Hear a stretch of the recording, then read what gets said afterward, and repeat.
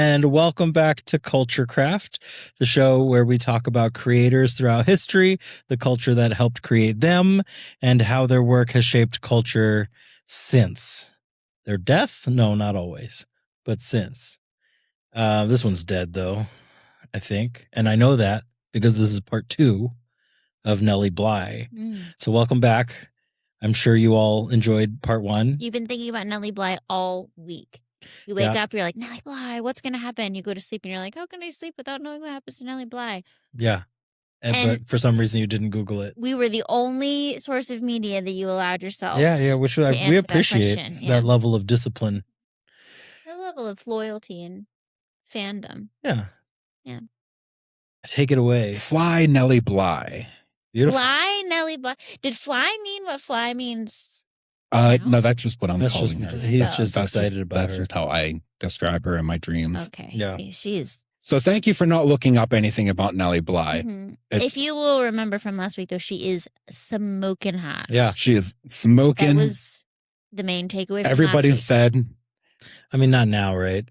She's been dead for a while now. That's what I mean. But, I mean, all right. Welcome to Culture Craft, the podcast on which we find people throughout history who were smoking hot. And that would be a good show. Deserved. Well, I want to hear about what Nellie Bly did while she was alive. Okay, so what Nellie Bly did while she was alive was a bunch of stuff. Yeah. She started as a reporter, did a lot of crazy undercover investigations, a lot of stunt journalism, traveled around the world in 72 days to make Jules Verne eat it. Yeah. So very surprisingly, out of nowhere, got married to a man 30 years older than her. Mm-hmm. Had a pretty rocky marriage to start. By the end of it, they seemed to reconcile, at least insofar as Nellie was able to basically get full control of his. And the main issue seemed to be that the food wasn't good. Yeah, and then he kind of had a shitty brother and had her followed. And yeah. Secretly investigated and all then sorts of things. She definitely burned that house down. And she definitely burned a house down. Yeah, wow. Then Robert Seaman, her husband, goes the way of the flesh, which is how we prefer to say die on this podcast. And leaves, at this point, ironclad manufacturing to Nellie. So that's what we're picking up. It's 1905, and Nellie is now president of ironclad manufacturing. Good to know. It's just another picture of good old so Nellie hot. Bly. We try not to objectify women on this podcast. I don't. We talk about men and their fuckability to a way more than we talk about women. Very problematic degree. Okay, Nellie Bly. She is now president of Ironclad Manufacturing. It constructs a lot of stuff out of iron, as you might expect. Mostly shipping containers for milk. Okay. And then a bunch of other It's so stuff. weird what you can make a living doing. Honestly, think of all the things that need to be made out there. It's crazy to me. This is 1905. It's so easy to live in 1905. It's not. It's a terrible time and place to be alive. If you're lucky enough to have survived childhood. If you have a half of an idea. Yeah, no one's done it yet. Yeah, most of it hasn't been done yet. It's kind of crazy. But your doctor's not going to wash his hands. No, your doctor, you're going to die almost certainly. But if you survive, you get to go on to run ironclad manufacturing. Sweet. As of 1905, when she takes over, there's somewhere between 1,000 and 1,500 employees. Okay. Oh. And her first act is to start to modernize the plant. Cool. Bringing in like anytime something breaks down, she updates it. When they need to replace the oil lamps, she decides just to add electricity. Ooh. So before we really get into this, how many people does she fire? Like all good part 2s, we need to do a flashback. Oh, okay. To when, as a reporter, she was sent to Chicago to cover the Pullman strike. Yes. Yeah. While she was there, she also visited the town of LeClaire, Illinois. Okay. LeClaire, Illinois is also a company town founded by a man named Nelson Olson Nelson. Excuse you? I will not. This dude is interesting to the point that I think he will probably have his own episode. Oh, wow. Someday. Okay. Nelson Olson Nelson? Nelson Olson Nelson. Am I allowed to say your last name on the podcast? Yeah. Can we, if we ever have a child, can we please name him Darwin Olson Darwin? You are contractually obligated at this point. You did not read the fine print of the contract you made us both sign. But it said there was a thing in there. I don't know why you put it in there. I don't know. How do you know? Wild. Sometimes things just channel through. Yeah. Just go into a fugue state when you're writing legal contracts. So LeClaire is also a company town. But unlike Pullman, which was effectively dystopia, Nelson tried to create an idyllic place where people would want to live as a way to attract the best workers. Yeah. So all of the houses in the town sat on their own 1/3 of an acre. Wow. Anybody who lived there, instead of paying rent, could choose to pay the same monthly payments towards owning the home. Oh my God. That feels like Nelson rules. Yeah. The place had a library, a clubhouse, good schools, and then its own trade program that boys up until the age of 18 could attend. And then once they came out of it, they would basically be ready to do whatever they want, mostly go work in Nelson's factory. I mean, he's doing good, but he's still trying to keep his own workers. Yeah, sure. Married men automatically got raises because they now had a family. Cool. And crazy enough, he is probably the only good robber baron, he encourages his workers to join a union. Wow. Nellie, after going to Pullman, went real hard on the workers' side. Like she became a very ardent supporter of workers' rights, at least for this period. So now that she has her own company and is in charge of this, she's definitely gonna do all of it. Whose image does she follow? Not Nelson. Here's the thing. Nellie institutes a really good program. Okay, good. She follows Nelson's model. Oh, wow. She institutes a weekly salary as opposed to just having people get paid kind of like whenever. Yeah. So while Nellie and Robert Seaman were vacationing in Europe while he was trying to recover his health just before he died, a lot of the issues at this company started to rise up. And so when Nellie comes in, it's not in the greatest of spaces. So a lot of these things that she is doing is to keep workers in while also improving the plant itself. So she gives a weekly salary. She builds a library with 5,000 books. She builds a rec house. She gives them a gym with a bowling alley in it. She invites workers to form an employee committee to negotiate with management. She has them build a hospital on site, and she has a baseball team and its own like little iron and tar league, which old baseball leagues are fascinating. Yeah. It's really interesting. So these first few years, there's a lot of growth. And she also ends up holding about 25 new patents on stuff. Something like, again, when I'm talking about how easy it is to be, this is a patent for a different type of milk jug to ship. Cool. These are like for industrial uses of shipping milk through train, like on I can trains. picture them, the metal containers. Yeah. This is also the first company to sell steel barrels, which is very important because What? I don't know, but they're good barrels. This is the first company to make cups. But like barrels made out of steel to transfer the new like industrial level of, I don't know if they're their very first, but they are among the first. And obviously the first, at least in their design. I mean, probably crude oil at that point is being discovered and used and shit. Yeah, but that's also being like transported at first by just barrels. Just cast barrels. Yeah. Cool. So Nellie's very hands-on with everything. She is on the factory floor. She works with the people, learns how to operate and then fix the machinery that her factory is using. It's really fascinating that she's hands-on. Of course she is. That's how she's been with everything. It's also, she's trying to make a lot of this about her. The one thing that she doesn't take a personal interest in is the company's finances and accounting. Money's never really interested her other than she kind of wants it and likes to spend it. So she has her friend and colleague Edward Gilman. He is basically the head accountant in charge of everything. This is not necessarily confirmed, but through a connection that Nellie and Gilman have, they're close. They might be lovers. They might just be very close friends. But because Nellie's pretty well to do, Seaman had a bunch of properties. They are spending some time on like their nice little beach house on one of those islands. And there's a person there who is known to them like as a friend. And through this person, there's a connection to a local, at this point, relatively unknown author. And unconfirmed, but Nellie Bly may be the inspiration for the character of Ella Kay. And Gilman may be the inspiration for Dan Cody in The Great Gatsby. Oh, interesting. Oh, cool. Okay. Wait, so where are they living at this point? Where's she living at this point again? She, at this point, is living in a house in Manhattan for the most part, but then she has a vacation property too. On Long Island? Probably Long Island. Isn't that where Gatsby does his thing? I think that is where Gatsby does his thing. I don't remember. So it sounds like maybe that financial relationship isn't going to go bad if they're like actually good friends with each other. But I'm remembering from part 1 that her mother put all her financial trust into like a family friend who just robbed them. Mm-hmm. So Nellie did not learn from that mistake.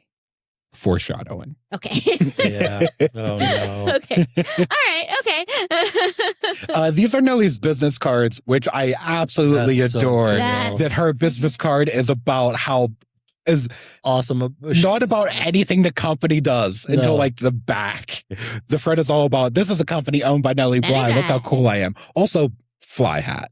Yeah. Yeah, she looks fantastic. That's awesome. So over the next 5 or so years, Ironclad goes on to be pretty successful. Nellie basically doubles the company's business up until the point that there is a real estate crash localized to Brooklyn.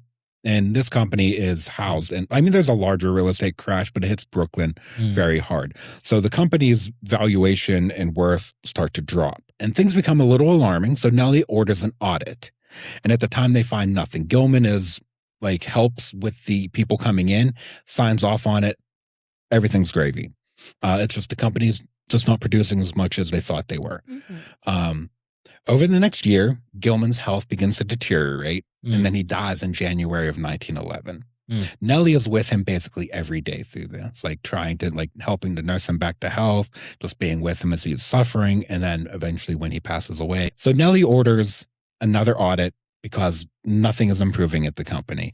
And now that Gilman isn't there to help sort of hide what's going on, it's revealed that Gilman, as the chief cashier, and then basically everybody else in the accounting department, if the person in charge of your department is embezzling funds, you kind of have the green light to embezzle funds too. So it comes to hundreds of thousands of dollars a year. God damn.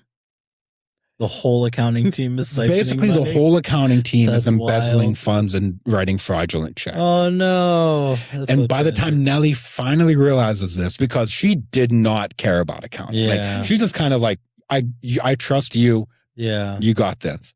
Let this be a lesson to everybody out there. Don't just look at the reports that somebody else makes for you. Yeah. If it's your money, you got to know what's going on. And with don't it. trust anybody. Never. You are alone. You are. Yeah. Look. You are alone. You are an island. If you go into business with a friend, that's not a friend anymore. No. Yeah. Yeah. Don't trust that person. And in fact, try and kill them. Get a contract that says you get their stuff. I've been poisoning him for months. I know. I used to weigh 100 pounds. I've also been poisoning him for months. God, I'm the strongest person in the world. I think my poison's counteracting her poison. You get nothing if I die. She at least gets something. Well, but I get satisfaction. I get the satisfaction of a job well done. So Ironclad is about $450,000 in debt. God damn. And it's in 1911? Yeah. And it is making around $135,000 a month. So it's not dire. Oh, wow. It is bad. Yeah. But it's not dire. There's also about $1.4 million in forged checks that were cashed over this time. Oh my God. It's a lot of money. And then as soon as this happens, as soon as it's revealed that the company's in debt, there's been forged checks, everybody who holds any debt in this immediately comes together and attempts to get a court to declare Ironclad bankrupt. Nellie immediately tries to fight all of this. And she raises a really good point. That over these years, all of these fraudulent checks were obvious forgeries, and the banks kept cashing them. As all of this gets investigated, it becomes very clear that they're not doing a good job forging these checks. So she's like, why aren't the banks responsible for it? Like they are, like they are engaged in just as much criminality as the people who wrote the checks. It's just a piece of paper. It just says Nellie Bly says, give me 4,000. I mean, it's not. It's like a step, like one step removed from something that obvious. Like it's one of the. It's the classic. Like they take a 3 and they make it an 8, but it's in slightly different colored ink. Oh my gosh! Wait, so who does she make? She makes that appeal to the court. She makes that appeal to the court that the bank should be responsible and Ironclad shouldn't be declared bankrupt. They're still making money. It's just they had a lot of money stolen from them. It just seems wise for the I mean, I know you panic when something goes wrong with that, but it seems wiser for the investors now that the problem is fixed to like stick it out and actually get there. It feels like Ironclad can actually. Yes, you're overlooking one very important aspect. And that is that Nellie Bly is a woman. Yeah, they have no faith in the company. And these are a lot of men who want money. Okay. So this leads to a prolonged court struggle. I'm not going to get into all of the details, mostly because they're boring. But it is there's a lot of motions and filings, and both sides get really petty, delaying things as they think it benefits them. Like the creditors or the debtors both want to delay things because the longer they do, the worse Ironclad is because they're already having like a hold on a lot of their property. Nellie, every now and then, is just like, let's delay things out and maybe I can make an appeal. Why do they want them bankrupt? Because they, do they get? They probably have enough equipment that they could just pay everything out at the time, right? Like they could pretty much pay. So if they force them to sell everything, and that's exactly what happens. A judge eventually puts a controller in charge of Ironclad, and he immediately begins selling off pieces of the company or equipment or everything. Before all of that happened, though, Nellie spins off another company. It is what is it? Get there. Give him a drum. It is Get there, Dave. American Steel Barrel Manufacturing, which is going to be different than the Steel Barrel Manufacturing Company of America, which Nellie is also going to found throughout this process as a way to keep the company. She's not good at coming up with names for companies. Wait, was that a joke because you said it wrong, or she literally creates? She spins off one company, and it's the American Steel Barrel Manufacturing Company. Yeah, and then separately she makes the Steel Barrel Manufacturing Company of America. Yes.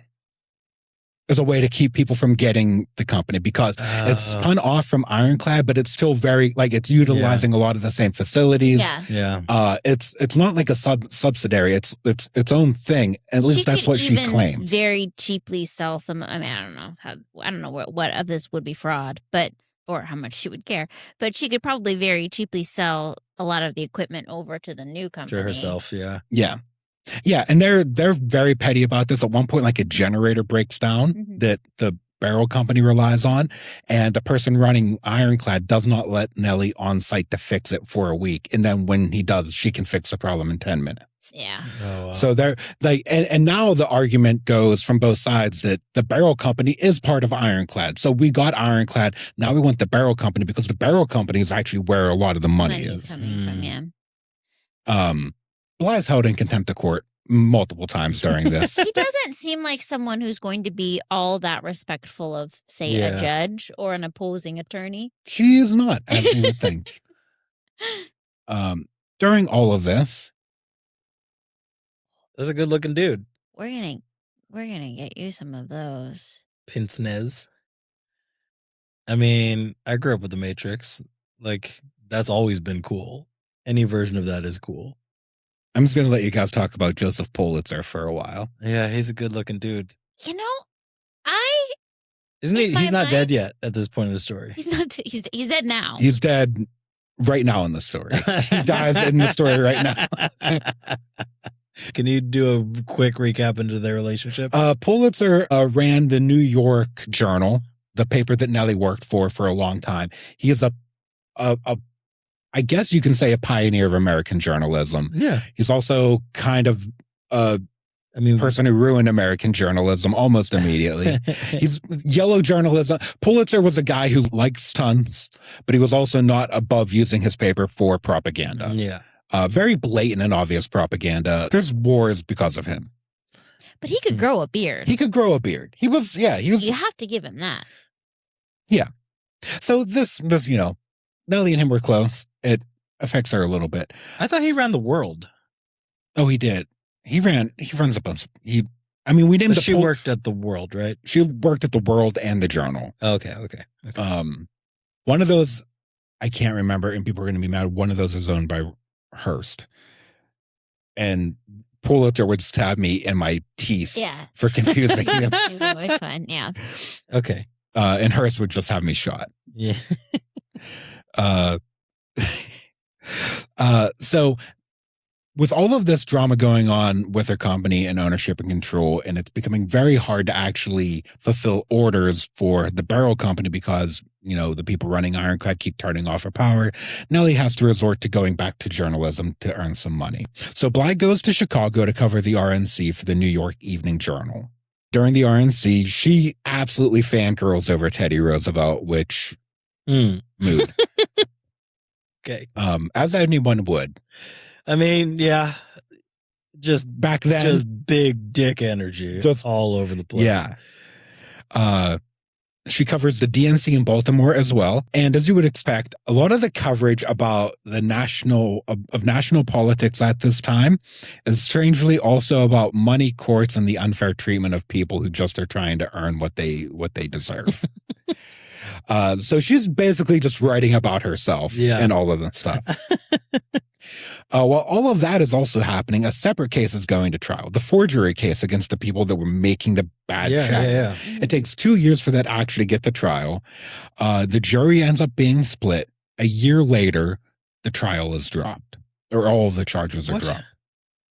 Their defense, specifically, like all of this is kind of being backed by the banks. This specifically is because in this trial, if it is found that the people making forged checks are liable, the bank might also be liable. Sure, for not. And so the banks are very much funding the defense in this because they don't want to be liable. They want to continue to just be able to make money however they want.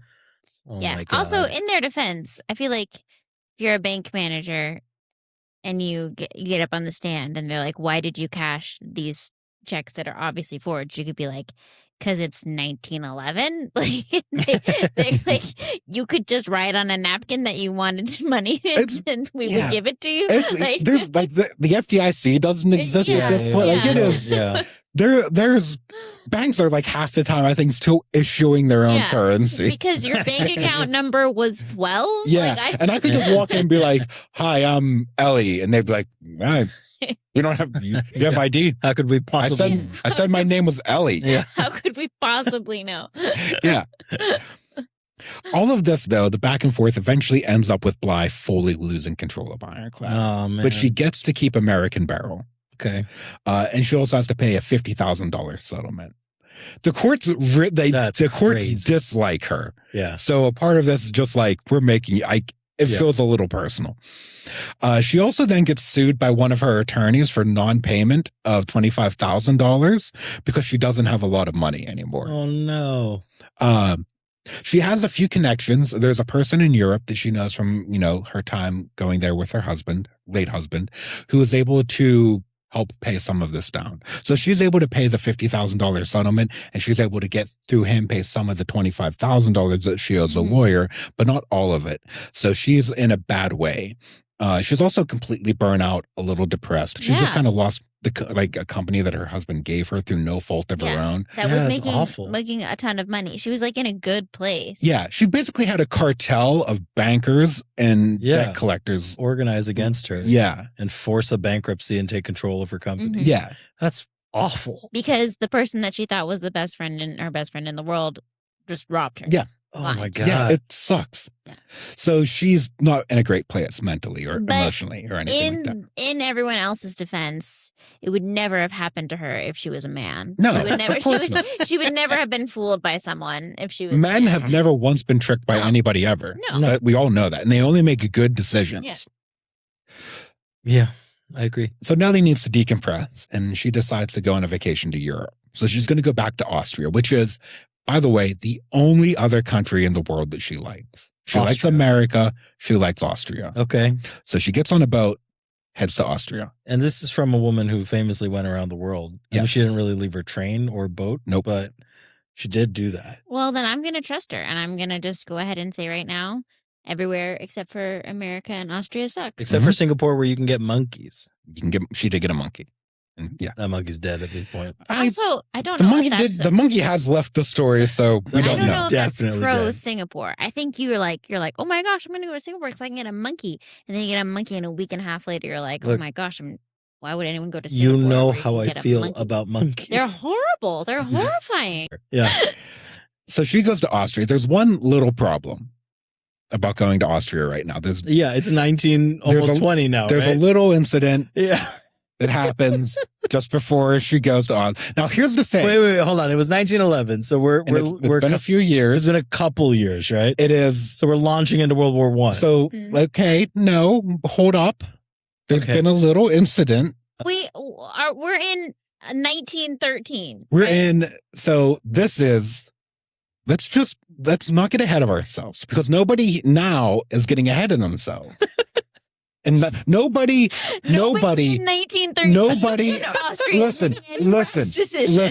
And it is right now. It is July 1914. No, nobody's making any rash decisions. Do not go to Europe. It is July 1914. Franz Ferdinand is dead. Yeah. Austria has given a list of demands to Serbia, and everybody is like, this is going to be all right. This is going to be fine. Mm-hmm. And you can tell that everybody thinks it's going to be fine because Nellie still goes to Austria. She gets on a boat 4 days before she gets on the boat. Austria declares war on Serbia. By the time she gets off the boat, all of Europe is at war. She gets off the boat into World War I. She gets off the boat she gets off in France and then has to go through Switzerland and then get to Vienna. Jeez. This is, however, how Nellie Bly, in an incredible stroke of luck, is able to cover World War I from the front. By the way, the New York Journal on this gives Nellie Bly the top headline over actual war progress. Oh my God, Nellie Bly in Austria. The Great War is breaking out, and it's still Nellie Bly blank blank blank. Nellie Bly in Austria for the Journal. Nellie Bly below does that, the Great Allies War. take Alsace positions. That's so funny. I mean, that's an incredible stroke of luck for the New York Journal. Yes. To be like, oh, our only famous reporter is there. Like the most popular reporter in the world who has been out of the game for like 10 years now suddenly is available and on the front line. That's incredible. She is going to spend a month at the front. Wow. And how old is she at this point? She's in her 40s, right? Yeah, late 40s, early 50s. Okay. Depending on if you go by the actual time or Nellie's recollection. I mean, it literally, Nellie Bly sends first war article from firing line. That's amazing. It is, absolutely incredible. So she is going to spend a month on a tour of the front, and she is going to be on the front. She will be in positions that get shelled. Okay, hold on. I'm so sorry. Slayer of boy cancer volunteer. What do we think that means? Wait, is it boy cancer or Slayer? I don't know. Is Slayer of boy cancer volunteer. Or is it Slayer of boy cancer? I think it's boy cancer. I think because what happened? We need him back. What happened to the Slayer of boy cancer? I think it's actually boys with cancer. I think it's like pleading for somebody to step up. Somebody be a volunteer to slay more boy cancer. Coroner shielded doctors. Again, is that saying a coroner verb doctors, or does coroner shielded describe doctors? We have been poisoned by modern algorithms to not understand how headlines work. I just think you know what I mean. Use any are the doctors being described as coroner shielded? I think the coroner shielded doctors to me very easily reads there is a coroner who shielded doctors. by covering up malpractice or There something. are doctors who are being shielded by a coroner or coroners. We gotta get to the bottom of Slayer of Boy Cancer. Yeah, Okay. that's the takeaway for this episode is find out what happened to the Slayer of Boy Cancer. I'm not sorry. Yeah, no, it's okay. it's worth it. Anyway, so Nellie spends a month at the front, gets shelled, spends a lot of time interviewing soldiers, talking about the conditions at the front, talking to wounded, talking to like the people that are living near the front, what it's like for just people there.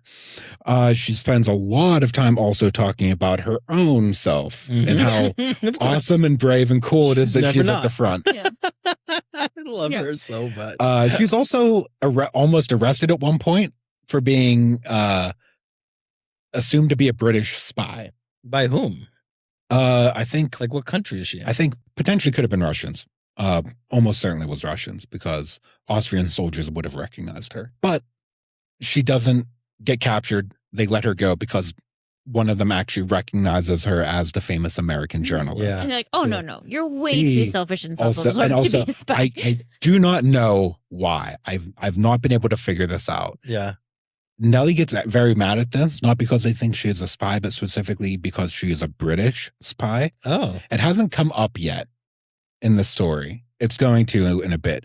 She hates the British. I'm on her side. But I don't know why. I don't know why. She hates the British and the French. Like, she will call them out. And it becomes clear now because she's in Austria. And Austria is at war with the British and the French. So she's going hard on them. Fascinating. Back in Vienna, after spending a month on the front, she writes a handful of articles for an Austrian paper.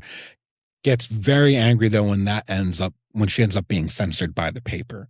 It's never happened to her before. They cut out like half her article. So she gets mad about that, but she keeps writing. She's also sending articles back to both the journal and for basically every paper she's ever worked with.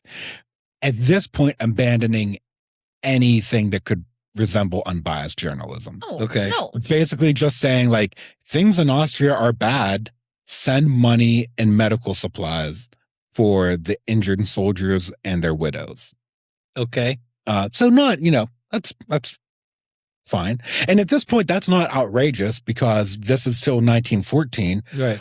Popular opinion in America is kind of split down the middle in terms of like which side you should because they're support both here. silly. I mean, sorry. We don't need No. This is silly ass war. It is a silly. Like, why is this even This is the silliest fucking war that ever happens. Yeah. It's so stupid. Yeah. It would be great to laugh at. I think at this point, this is a little bit more than 2 months in. There are over 1 million casualties. Yeah. At this point, and the most we're pretty sure it's it's the first war ever to break 1 million, and it does it almost immediately. So fast. Yeah, and it's like. They're just. Sometimes I think about how there were cavalry charges on the same battlefield as the first tanks being rolled down. Yeah. There were cavalry units with sabers charging and on the other side of the battle. It's tank. It's crazy. Like the French army at the start of this battle dressed like they did during the Napoleonic Wars. Yeah, with giant target bullseyes. Yeah. and it's still that same kind of motivation of just like it's that same like ancient way of like thinking. I mean, this that gets it started, but then they realize, oh my gosh, we have tanks, like we have modern weaponry and like ancient ideas. Yeah. It's stupid, incredibly interesting. Yeah, probably the most important thing that's happened in the last 100 years. Except, it's been more than 100 years now. God, it has been more than 100 years. Yeah. Okay. I mean, the Austrians were exactly as morally fair, like correct as anyone else in that mess. I would actually make the argument that we blame Germany and everybody blamed Germany at the end. Austria is the reason this started. Yeah. I mean, Gavrila Princip is kind of the reason it started. But Austria's response to that was to give a list of demands to Serbia that was effectively surrender your entire country to our control without a fight. Yeah. And it was a list that was like, it was basically saying we want to go to war. Yeah. And this is our excuse because we're giving you a list that you have to reject. Yeah. And then they did. And then just 300 dominoes fall in war. Anyway, the biggest story in Nellie Bly's life, and all this bullshit does not matter. Nellie Bly does not have her trunks. She got separated from them in France when she landed. Is that why she hates the French? Well, it's her. Okay. That's all of her stuff, man. Yeah. All of her stuff was in those trunks, and she don't got them. Yeah. So when she's writing to her mother, that's the first thing she talks about. She's in the middle of World War I. The first thing she talks about is she doesn't have her trunks. Yeah. And there were things like there were clothes and stuff in there, but like her personal journals were in there. Yeah. So like things that would actually be like very valuable to her. Of course. It's just, It is very funny. The war's on. She's reporting on the horrific stuff that she sees around her, and yet it doesn't quite sink in as being anything to her. But that's. I mean, I would think it is having her, like, she is, obviously she is going to become very, very popular in Austria because she is constantly going to be a champion for them.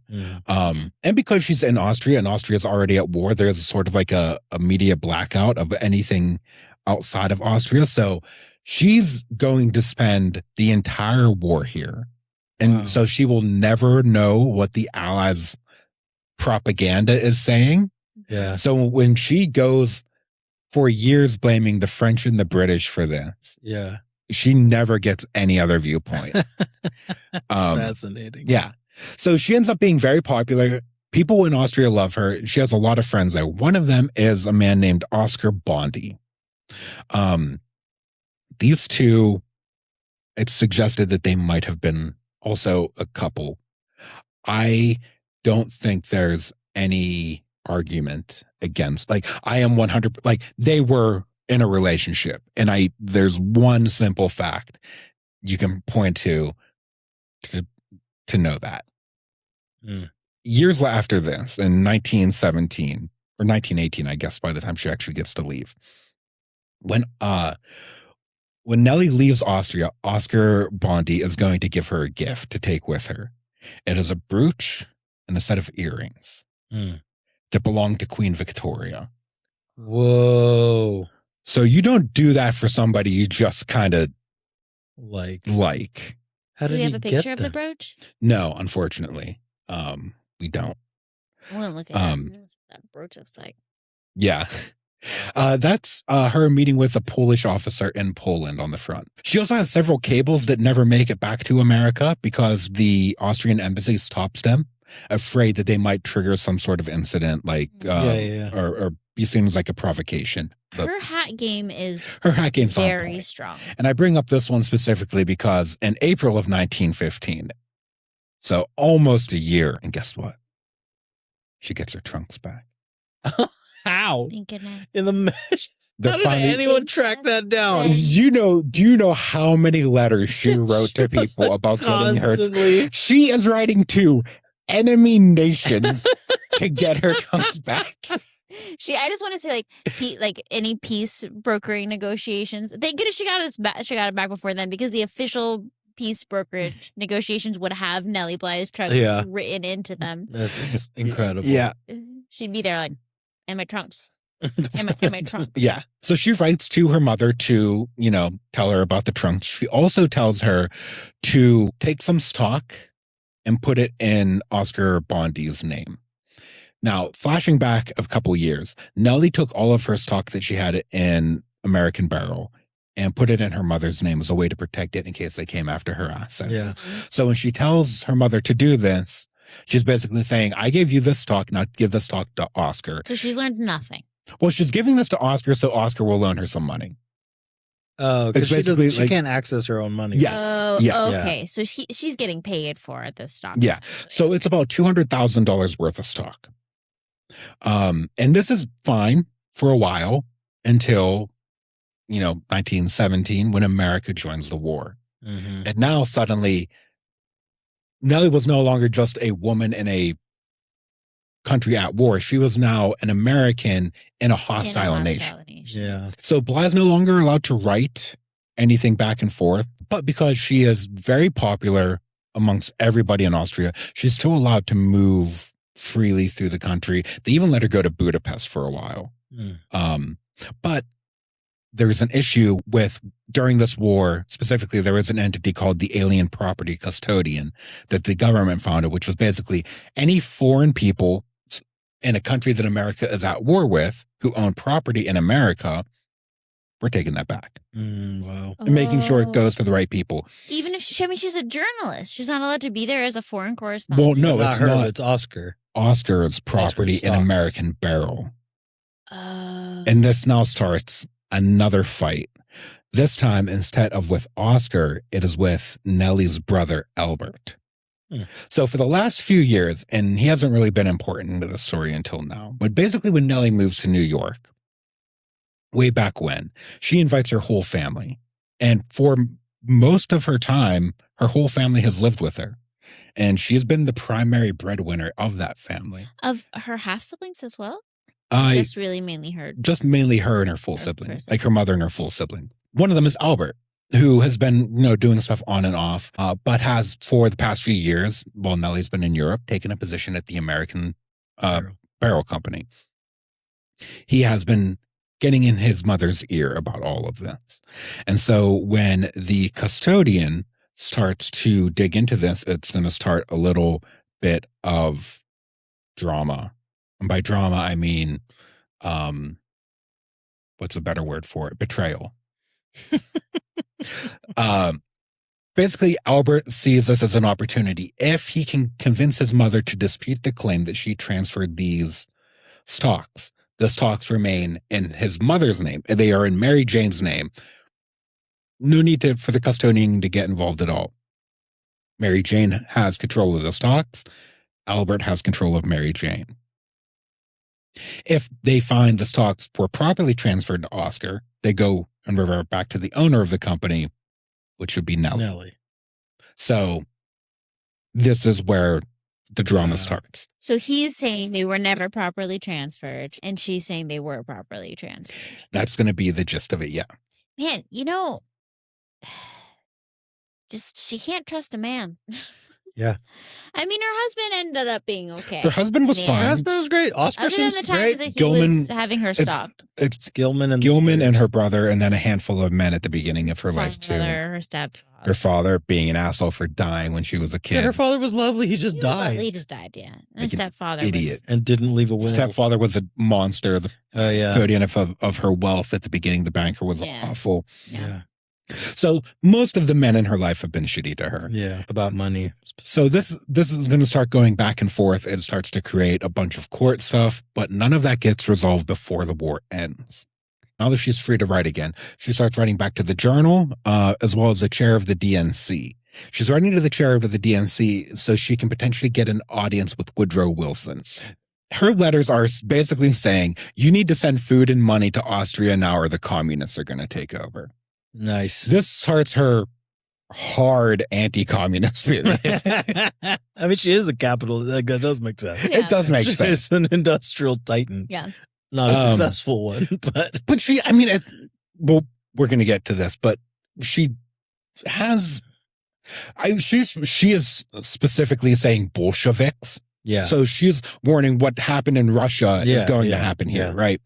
She goes to Paris for the peace conference, and she actually scores the first interview with Karl Renner, the first chancellor of the new Austrian Republic. Wow. Renner, in his interview with Nellie, will be maybe the first, but not the last, leader from Austria to say that the Sudetenland is very important to get back into the control of the Austrian people. He will also go on to say that there is a lot of good land in Czechoslovakia. Yeah. So it didn't start with Mr. H. So yeah, she's having the time of her life in Paris, interviewing future Nazi talking points. She's also having a lot of trouble leaving. This might explain why she goes so anti-communist. Okay. But she also is a robber baron herself at this point. but she's having trouble leaving. Both the State Department and the Army are rightfully kind of worried about her. She might be an enemy sympathizer. She's lived in Austria. Definitely an enemy. I mean, she is. Yeah. Very on record. She has written down and published, "I am an enemy sympathizer." And interviews with the State Department, they're not asking her if she hates the British or the French. Yeah. She's just volunteering that information. Yeah. Exactly. Like, she is going out of her way to paint all of America's allies as the people who are wrong in this conflict. Yeah.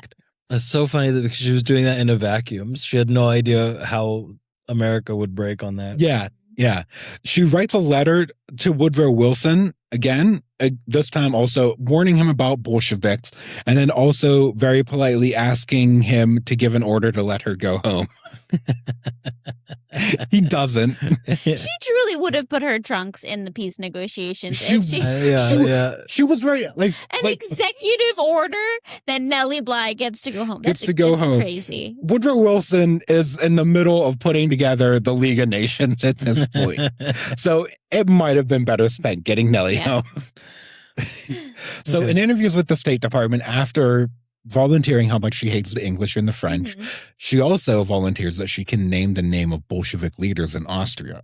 And she has a very detailed plan about how to prevent the spread of communism throughout Europe and America. Nobody listens to her at this point. They're like, you don't know, you probably can't do this too. Also, you're a woman, so go back. They let her go home. And then by March of 1919, she is back in America, and she's telling everybody in New York that she was part of a secret mission and can't elaborate further. Oh, that's great. That's a great. It's so good. Because she left to be on vacation, right? And then just got stuck for 6 years. She left for a 3-month vacation and didn't come back for 5 years. 5 years. So, and is she in a prolonged court battle with her brother during all this? Or like, how does that play into it? Yes. From Austria. Yes. But not for the whole time. Not until the court battle doesn't start up until 1918 when America entered, or 1970 when America it's over in 1918. So So it happened, like, there's a prolonged court battle for about a year, and because of the dispute, like, the custodian can't like just get in there and claim it, right? Yeah. So there's this whole back and forth about, was the transfer of shares legitimate? And now that she's back in America, she can start like making more of a case out of this. She is going to claim that Albert stole money from the company, which is, probably something that she is pretty sensitive to, and has been manipulating their mother. Her other brother, Henry, is going to also come forward and be like, Albert has stolen money before. Oh, wow. Yeah. But it is also another time that she is being completely drained of resources to fund another court case. So she returns back to the Journal. Now that she is free from the war, she can start writing again. She goes back to the Journal, and again, just like she did with the war, she gets top billing as returning back as a columnist. Her first story, as you might sort of, again, it's about her, but it is also not. The headline is, "A man may be down, but he is never out." It's basically about the YMCA, and then also about how the YMCA should help women instead of just men. Yeah. Then her second story is about that men with gray hair are gross and they should dye it. Okay. She has range. Yeah, she does. Was she being paid by a hair dye company? No, she just was in Europe where men were dyeing their hair. And she's like, these old graybeards are disgusting. Ew. She just got back and was like, ew, gross. She interviewed Jack Dempsey winning the heavyweight title. Oh, cool. Yeah. She was, I think, maybe the only woman to be able to interview him. Yeah. She was super like enthralled by him. Yeah. Because, and the guy, I can't remember the champion who he beat. She was just like, oh, they're both like big, strong, hot dudes who are about to beat the shit out of each other, and they're really dumb to do that. Yeah. Her coverage of it is really good. Like, her story about Dempsey winning is really good. She has become a much better writer, but the problem is her writing is still kind of dated. She's in her 50s now, so she doesn't have that same like energy that she used to. And also journalism has become far more widespread. Yes, and there are a lot more women and in journalism. industrialized. Yeah. And she's still a draw, but she's not like this unique thing that she used to be. Not pioneer anymore. Yeah. Women can also vote too. So hey. That would have been fun. So this is where she moves into now, like what's going to be the final stage of her career. She tried to be an opinion columnist before and it didn't work. It completely failed. She tried to give advice before and that completely failed. This time she tries to do both. And this time it actually works. Okay, cool. Now you are ready for this. Beautiful, all school children should read this article by Nellie Bly. Famous writer Nellie Bly. By Nellie Bly.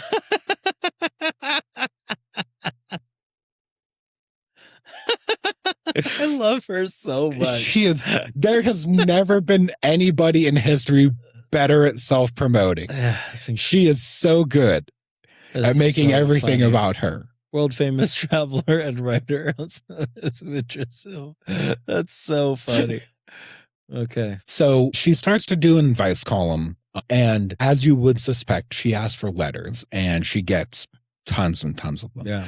And she tends to write about women who are struggling to get by, single mothers, their children, that like the same stuff that she's it's been consistent throughout her entire career, right? Mm-hmm. And it's only a matter of time, because this is Nellie Bly we're talking about, before she goes and does something about it and gets hands-on here. So she dresses up as a school child. 50-year-old school that would child. be, that would be so funny. That would have been beautiful. No, this time what she does, because a lot of her advice is for women who are struggling with their children and wondering what to do with them, she sets up a makeshift nursery for abandoned children. She creates a mother's club to give support to poor and single mothers in New York. And she supports all of this with donations from all of her many readers. For somebody who hates communism so much, she puts it into practice. Yeah, that's so interesting. Okay. So she's doing all of this for the Evening Journal, but it becomes such a big thing that she has to get her own off-site office. It's one at a hotel. She advertises its address and tells people to come there if they need help. Wow. This organization, it's not really like its own charitable organization. It's all just her and some volunteers running it. But they have their motto, which is relieve immediately, investigate later. Wow. Also, at this point, I should mention, because of the dispute between her and her brother Albert and her mother, she wasn't able to return to the home that she was been living in. Wow. So when she went her to home. Well, it belongs to her mother now. Oh. Actually, she transferred it to her mother's name, and then in order to try to keep it out of being part of the bankruptcy dealing, was transferred to like 6 other different people's names. So it's not, she can't claim that it's hers anymore. So in 1914, when she goes to Austria, she lives out of a hotel. And when she comes back here, she lives out of a hotel. She will never actually live in a house again. She's going to be living out of hotels for the rest of her life. That's the dream, though. So if you're wondering why when she's always like, I don't have any money, it's because of her lifestyle. Yeah. Like she always could have had money, but she couldn't have been Nellie Bly at the same time. Yeah. With the hats. Yeah. So she is getting super hands-on, helping with abandoned children and single mothers and all of this stuff, until one day a baby is left on the subway with a note that says, give it to Nellie Bly. Wow. The child is 7 months old. And this is going to start painting a picture of why what she is doing isn't necessarily great. Yeah. Because a woman named August Wentz comes forward saying that, oh no, that's my kidnapped child. It wasn't abandoned. Oh no. And then the next day, a woman named Lena Lisa comes forward and says, oh no, that is actually my kid. And I'm coming forward because the Wentz family isn't well-to-do. So my child, like I wanted it to go to a better family than the Wentzes. Oh man. So Nellie is like, oh. Yeah. Gets involved. The child gets sick. And as the child gets sick, Lisa Lisa is the one who goes to the hospital to try to take care of it and be with it. So Nellie coaches her up and like, okay, you're the mother, and lets her keep the kid. Yeah. She's also writing on and off to Bondi this whole time, who is telling her that she needs to slow the fuck down. She's getting sick all the time. She has a case of bronchitis. Nellie is like, I don't give a shit. I'm living the way I live. Yeah. He also reminds her that he gave her some sugar stock, like $2,000 worth of stock. Nellie's never going to spend that. She's never going to cash it in. She's just going to keep the stock. He gave her some sugar stock. Give her some sugar. Fuck. Ellie, I wish I was as funny as you. That's a good joke, and I wish I would have come up with it. I'm being completely legitimate. I wish that sugar. No, that was good. And I'm fucking mad about it. Here, I'm just going to distill it. Yeah, do it. An homage to Nellie Bla's entire life. I, a man, I'm just going to just come in and be like, he gave her some sugar stock. It was better when she did it. It was better. Still pretty hot. How did she do it?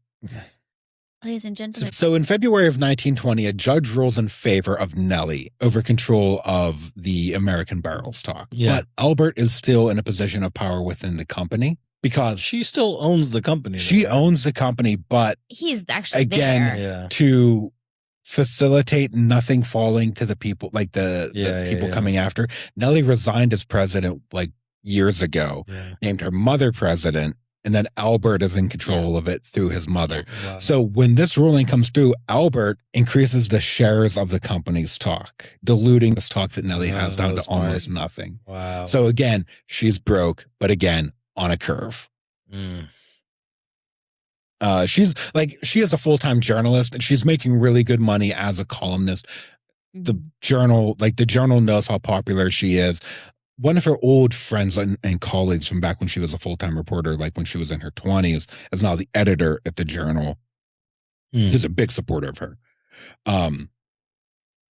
Now, throughout all of this, her writing is focusing on mothers, children, orphans, and broken families. And she's not even trying to hide how bitter and angry she is at her mother and brother through all of this. They have both betrayed her.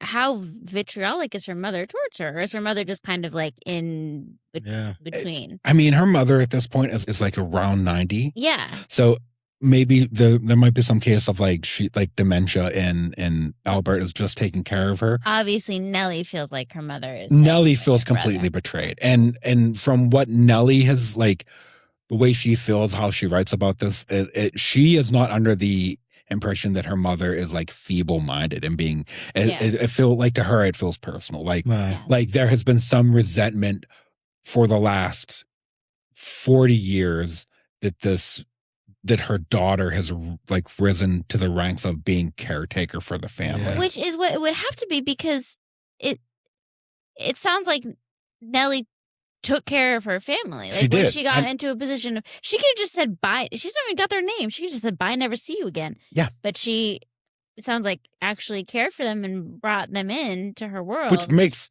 what happens like, it's crazy. Really fucked. Her brother's a piece of shit, sounds like. Yeah. I would love for something fun to happen to him. For anywhere in the story, just something great to happen. Just something positive. I'm going to pretend that he blows up in a factory explosion. Maybe he falls into one of the barrels that they're making while it's still molten, like hot. Yeah. And becomes... and just gets trapped in there. Yeah. Yeah. And becomes Harley Quinn. It becomes Harley Quinn. Cool. That's a vat of acid, I think. But sure. Just generic chemicals. No, that's Joker. I think anytime you fall into... I think it's both of them. They have very similar backstories. Yeah. I think anytime you fall into something in a factory, you become a character from a DC comic. You become a comic book villain of some kind. So, okay, something fun. She covers the first execution by electrocution at Sing Sing in 21 years. Very cool. She does not enjoy it. Yeah, I would imagine that was a horrifying. Her opinion is, let's not do capital punishment is bad. Yeah, let's not do this. I do admit it that certainly wasn't better than hanging or a guillotine. No, can you imagine what electrocution was like in 1921? Like it has to be. I mean, it was like that the whole time. Is why we don't do it anymore. Yeah, it's never good. They were still very much doing it in our lifetime. Were they? I think it's important to remember how recently fucked up shit was like happening. when I was a kid, they were electrocuting people in Florida, I'm pretty sure. I think if I wanted to kill you in a way that would make you happy and proud, I would firing squad you. We would build the infernal machine from that one guy who tried to kill the king. I would love that. With 200 muskets on it or whatever. If we actually wanted to kill you, we wouldn't put you in front of it. We would make I'd you have fire. I'd have to Yeah, I need that to be 10 feet away from your actual target or the guy trying to use it. I think about him once a week since we did that episode. So Bly covers the Republican National Convention in 1920. And this time, looking at it and looking at the way things are being organized and all that, she comes to a very optimistic conclusion. And that is that by the time of the 1924 convention, women will be running politics. I wish. How did that? I wish. We are 100 years later. I wish. God damn. She hates the English, by the way, so much that the only people she turns away from her sort of impromptu orphaned baby poor mother are British babies. Are British babies and women. So fucked. She just won't help them. She helps literally everybody.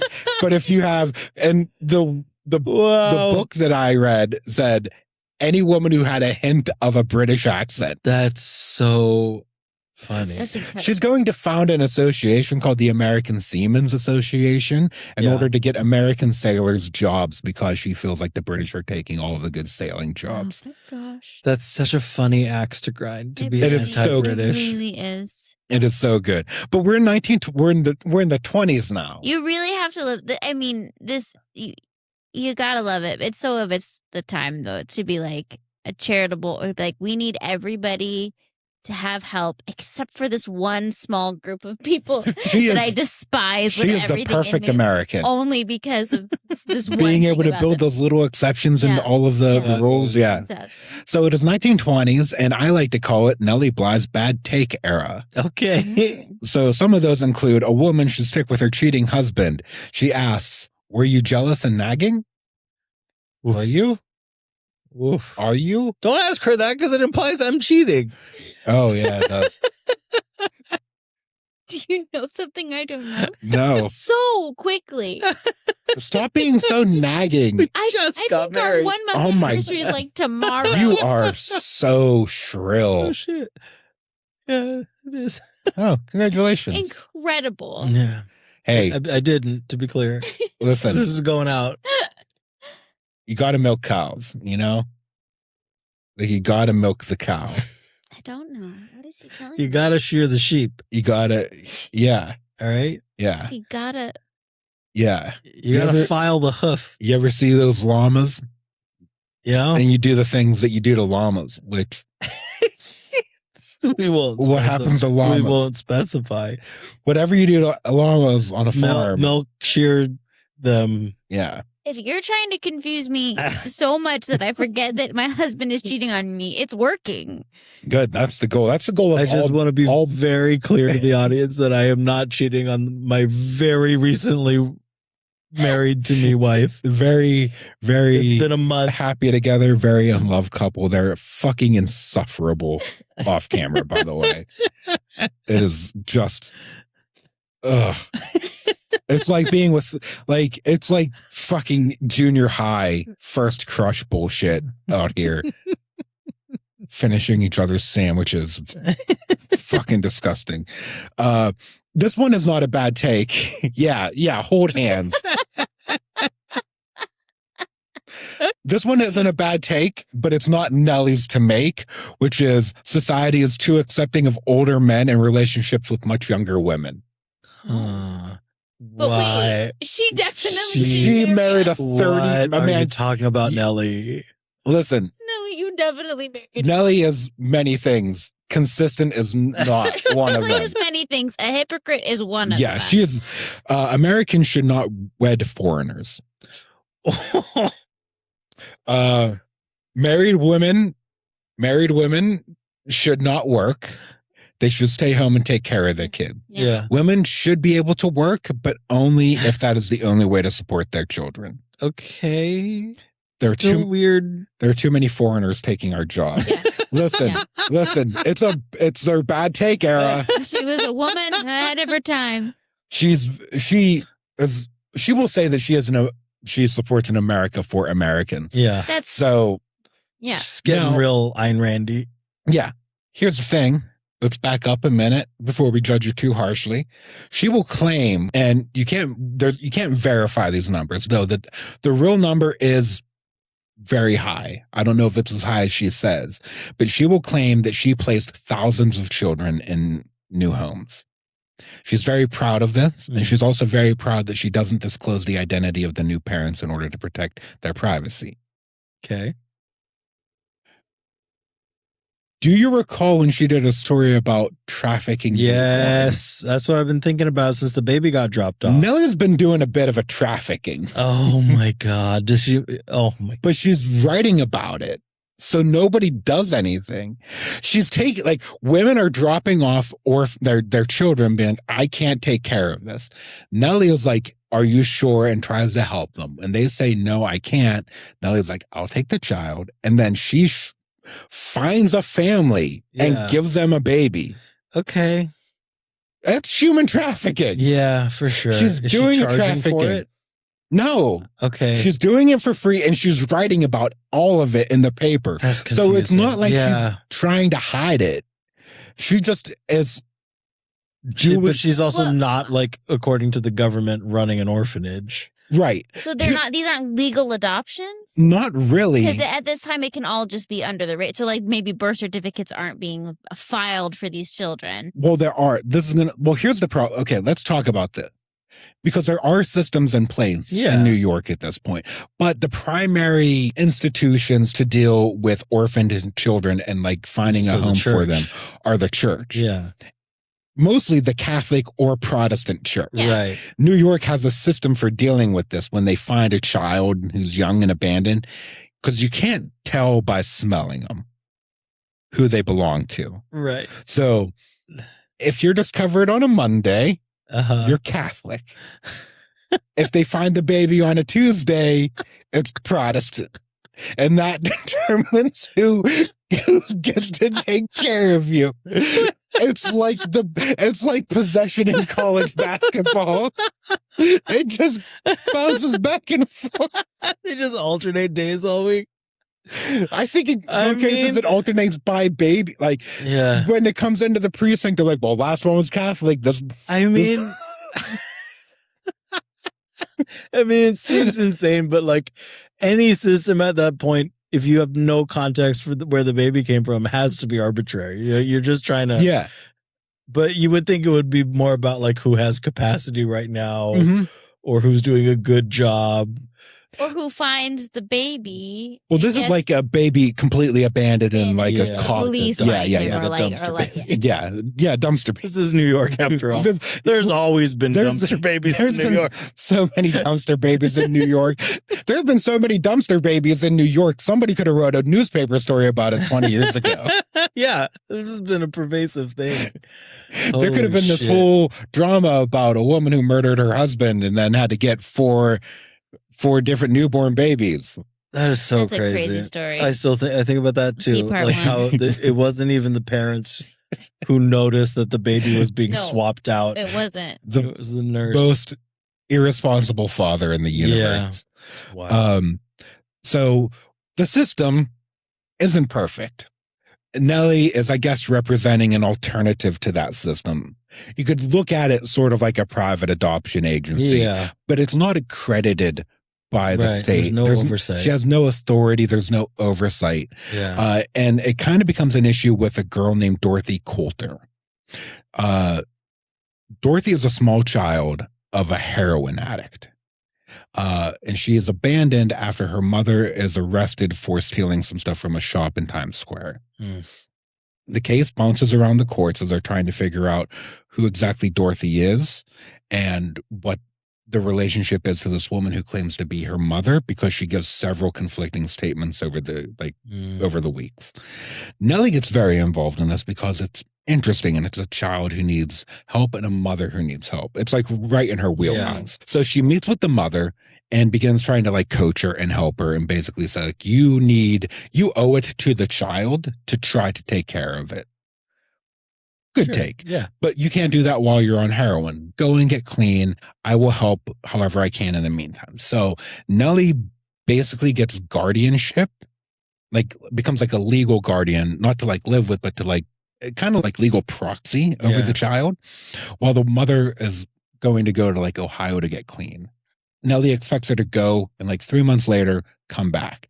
A few months after she goes, Nellie gets a heartbreaking letter written very light script that all it says is they say it's TB.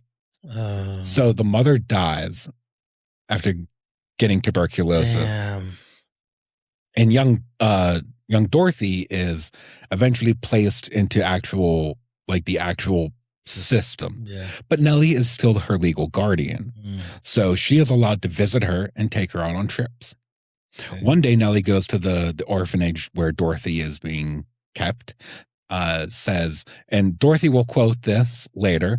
Nellie says, like, hey, I'm kidnapping you. As a joke. She says it as a joke. Okay. And then Dorothy goes with Nellie and they leave. 3 days later, the orphanage writes to Nellie, like urgently, like, hey, where the fuck is our kid? Oh, man. And Nellie replies, I found a home for her. She's not coming back. Don't worry about her. Wow. And that's it. Like, that's all they ever hear. But she is legally her guardian still. She is legally her guardian, but she doesn't have the right to just take the kid out and not tell anybody where she ends up. Yeah. Do we know where she ended up? We'll get to it. It's not. Oh, no. It's not what you expect. Maybe it is what you expect. I don't know what's in your mind. Some dark. You fucking freak. This isn't the happy episode. Last week was the happy episode. On January 9th, 1922, Nellie publishes a column. It's called Nellie Bly on Pranks and Destiny. Pranks and Destiny. Yeah, finally. Great fucking headline. We've all been waiting. She knows what's coming.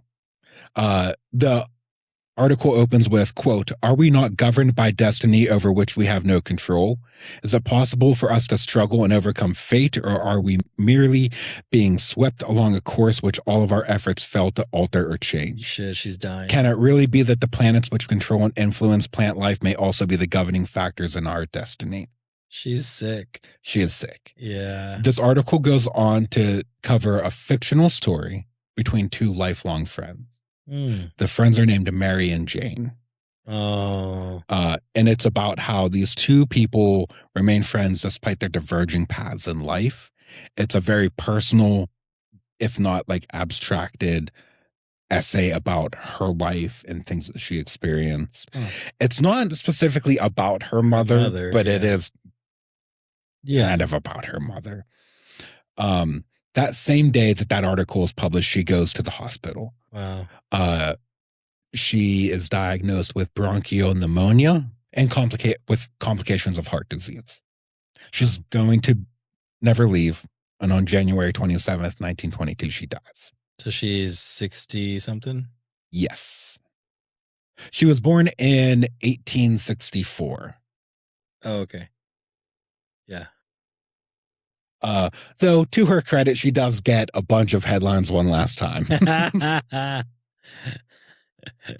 Wow. She sends back the brooch and earrings to Blondie and returns the stock. She never spent it. She never cashed it in. She's sentimental in certain ways. She split what money and possessions she had left between her sister and her brother Henry, on the condition that whatever remains after they pass away, they donate back to the city to help with children and all the many people that Nellie has cared for. Specifically, one person she calls out, a girl named Elizabeth Cochran Bly, who is also known as Dorothy Coulter. Nice. Who lived with Nellie for the past few months. And yeah, nice. And this is very nice and very touching. That's cool. Not to end this on the most down note, but Dorothy will live her whole life wanting to be like Nellie, like the woman who, she, from her perspective, sort of came and rescued her, but did it in a way that she could never prove who she was. Yeah. So while Dorothy would be like, I would love to travel like Nellie did, she could never get a passport. Yeah. But it doesn't matter. Nellie, after she passes away, generates headlines all over the country and gets written about by everybody from Pittsburgh Dispatch in San Francisco, in Chicago, in New York. The New York Evening Journal called her in her obituary, which I couldn't find a shot of that, which really disappointed me. Also couldn't find any archival stuff of her, either from like the Dispatch at the time or from her last article. It's, a lot of those collections are hard to find, and I wasn't driving to the New York Public Library. Yeah. But the New York Evening Journal in their obituary called her the best reporter in America, which when she passed away was probably true. Yeah. Nobody did anything even close to what she did. Wow. And then this is the birthplace memorial for Nellie Bly in what is Cochran's Mill, Pennsylvania. Well, yeah, tell the story of how you landed on her as a subject. Because I think So here are the sources, just real quick. Brooke Kroger's book, Nellie Bly, Daredevil, Reporter, Feminist. Nellie Bly Online with the editor of Author Fritz. 10 Days in the Madhouse by Nellie Bly. Mm-hmm. The Pittsburgh Dispatch, The World, New York, the New York Evening Journal, the Chicago Times-Herald, and about 7 other different newspapers, all by Nellie Bly. And me, who took that picture, who embarrassingly enough did not know anything about Nellie Bly despite going to school for journalism in the city that she grew up in. And I only found out about her when I was randomly looking on Google Maps one day for a cool road to drive on and zoomed in by a miracle to her birthplace marker. And I was like, who the fuck is Nellie Bly? Yeah. And then that's why we're here. It was, it's awesome. It's awesome that you encountered this randomly, because I often drive by those like historical signs and I always think, oh, I should read that, and I never do. And like it's very encouraging that we got 2 very interesting episodes because you came across that. And this one's just like, this is just in a field, like along the side of the road, like 30 yards to the left of that is just somebody's house. Yeah. So Nellie Bly, incredibly interesting person, incredibly all over the place, weird life, weird person a little bit. Yeah. So fucking interesting. So fucking. I love when we find people who just happen to be connected to world events at a huge scale, and like we just find them all over the place. That's how I felt talking about Walter Reuther. Like it just at one point was connected with movers and shakers of the time, and she's fun. She's a fun story. I would recommend. There is like half of the cool. Like I covered maybe a third of the cool shit she actually did. I don't know if she's a good journalist, but she is the best fucking journalist. She's very into herself, and it's so funny. It is. She would have 300 billion Twitter followers. Yeah, today. She would, in today's attention economy, she would have cleaned up so hard. Mm-hmm. She's a whole vibe. Yeah, you see the fucking writes, like the voice, yeah, what a hero. Well, cool to get a Pittsburgh person in. Yeah, also. Yeah. Yay for Nellie Bly. Yay for Nellie Bly. Good job, Nellie. Mm-hmm. Mm-hmm. We're going to hear about her again, I'm sure. Where someone else is going to... Yeah, you'd recognize the name. Well, I just mean like the more and more episodes we do, the more and more our people will start to just intersect with each other. I think so. Also, just there are certain, I don't know, nexus points in history where like anybody who is alive around World War I, there's going to be some World War I overlap. Like it's just inevitable, right? Exactly. Yeah. Cool. So that's Nellie Bly. Yeah. Feminist, reporter, captain of industry. Mm-hmm. Yeah. Child trafficker. Where? I mean, there is no other way to describe it. Yeah.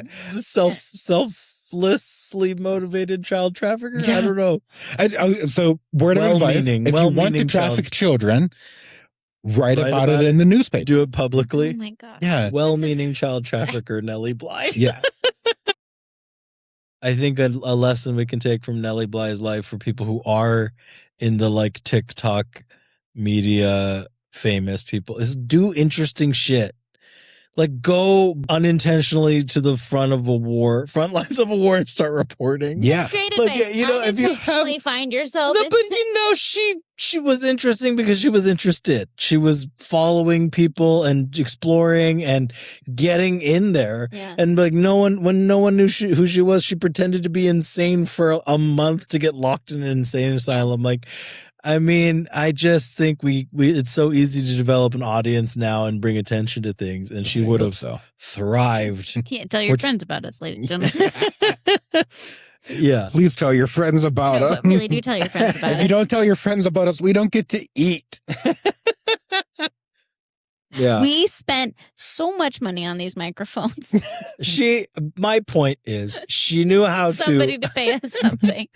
She knew how to bring attention to things that no one else was talking about. And we have the means to do that very easily.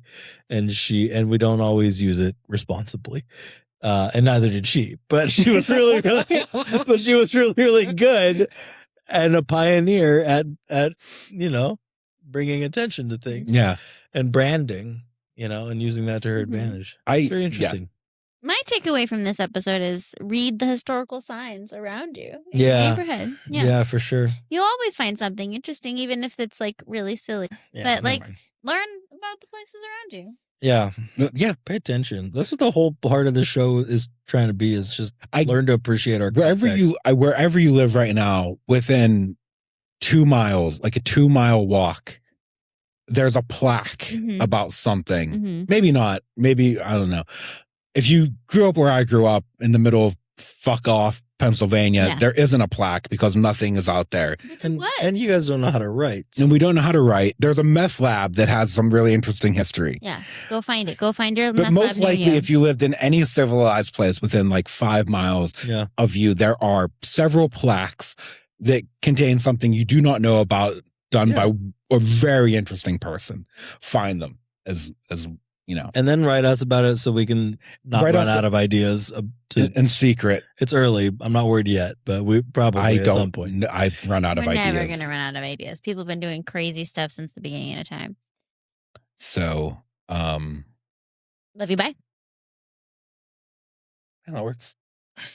Hey guys, Ian here. Just wanted to include this drop to say we are finally and kind of reluctantly on social media.